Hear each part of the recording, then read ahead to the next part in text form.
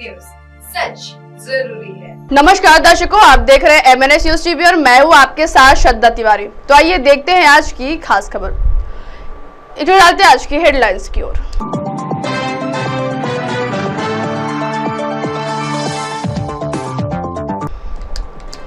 मराठा आरक्षण के खिलाफ याचिकाओं में बेतुकी दलीलें।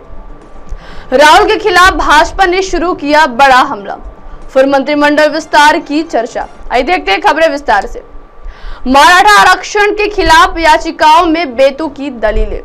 मुंबई उच्च न्यायालय ने सोमवार को कहा कि उसे अफसोस के साथ कहना पड़ रहा है कि मराठा समाज को आरक्षण देने के महाराष्ट्र के फैसले को चुनौती देने के लिए दाखिल कुछ याचिकाओं में बेतुकी दलीलें दी गई है।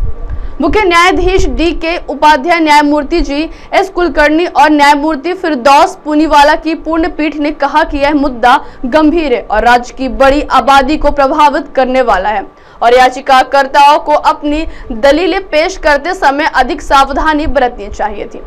महाराष्ट्र राज्य सामाजिक और शैक्षणिक पिछड़ा वर्ग आरक्षण अधिनियम 2024 की संवैधानिक वैधता को चुनौती देने के लिए कई याचिकाएं दायर की है।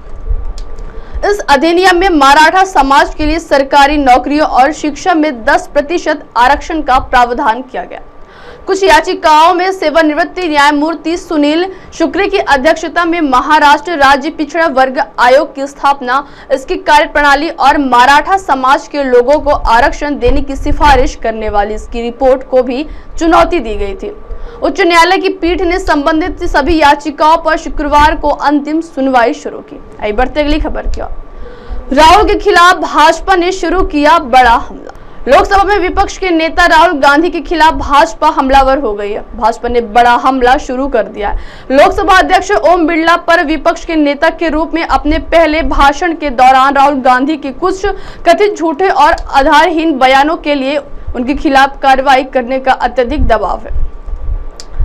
जब एक के बाद एक मंत्री बार बार उनसे कह रहे थे कि राहुल गांधी अग्निवीर योजना, किसानों को MSP आदि के संबंध में झूठ न फैलाए और बेबुनियाद आरोप न लगाए, तो अध्यक्ष ने संयम बनाए रखा।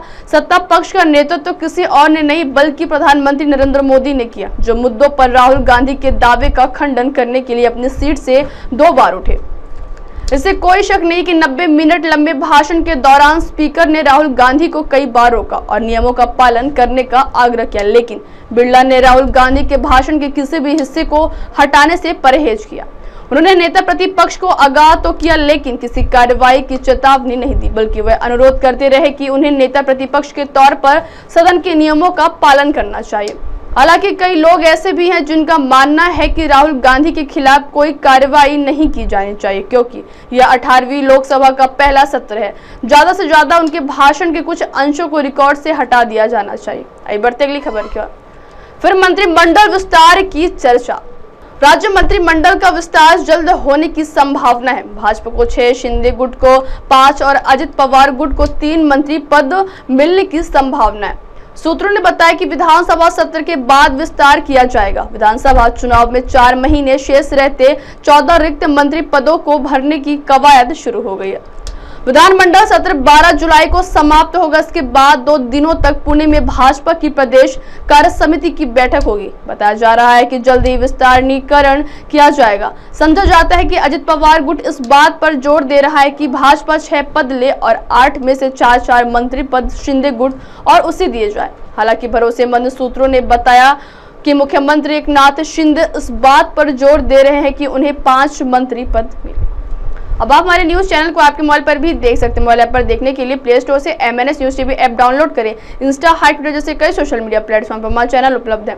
आप इस यूट्यूब पर भी देख सकते हैं, आप इसे लाइव भी देख सकते हैं www.mnsnewstv.com पर। अब वक्त तो चला है दर्शकों ब्रेक का। ब्रेक से लौटने के बाद देखिएगा देश और दुनिया की तमाम बड़ी खबरें। बने रहिए MNS न्यूज टीवी पर। नमस्कार।